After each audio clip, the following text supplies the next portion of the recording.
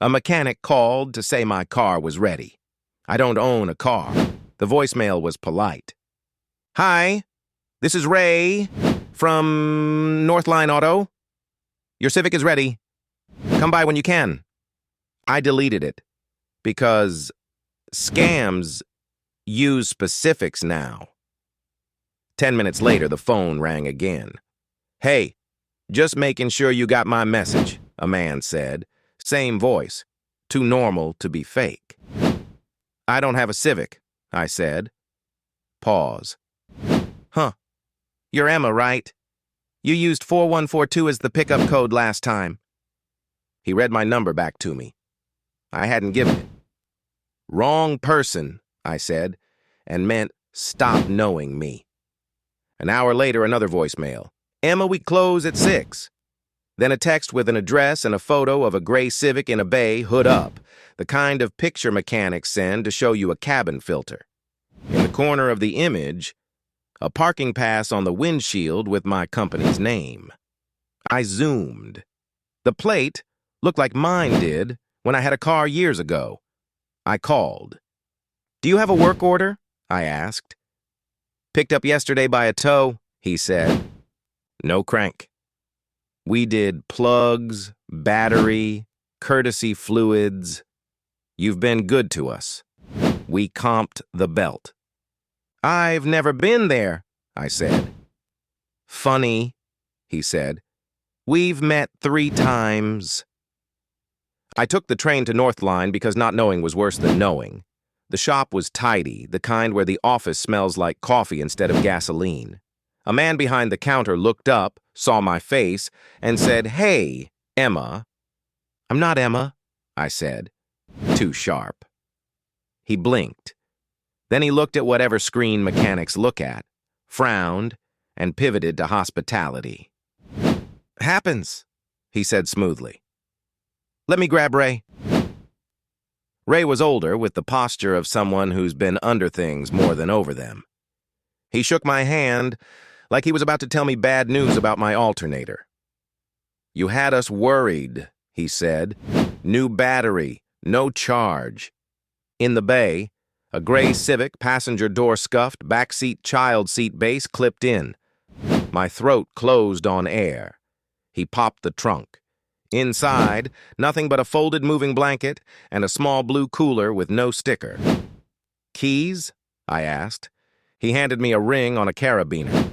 The key had a white tag with Emma written in black Sharpie, not a dealership tag shop made.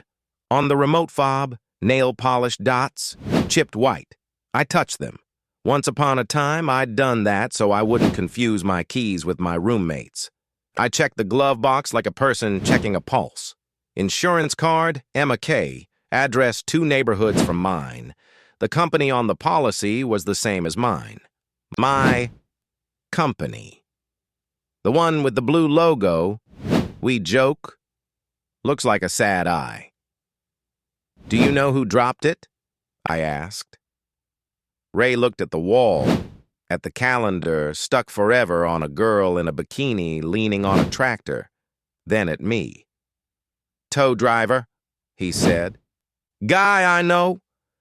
Said you were on the side of River Road. 2 kids in the back. He said you looked tired. The floor wobbled. I don't have kids, I said. He nodded like he hadn't heard. Receipt? I asked, stalling. He printed me a bill with $0.00 and slid it across. Underneath, in the comment line, courtesy check OK. In different ink scrawled later, code 4142.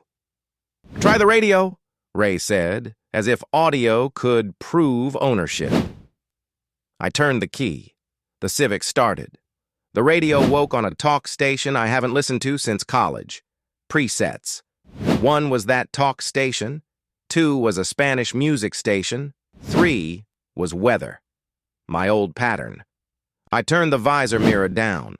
The little flap over the bulb was broken exactly the way I'd broken it a lifetime ago when I jammed it too hard. Take it around the block, Ray said. Sometimes you need to feel it before your brain agrees. I drove. The seat remembered where legs like mine go, The turn signal clicked at the pace I used to hum to. I passed River Road and watched my hands not turn. In the rear view, the anchor points where a child seat would snap in glinted like braces. I pulled over and cried with the engine idling because I didn't know what else to do. Back at the shop, I handed the keys back. "Not mine," I said. My voice sounded like someone explaining weather.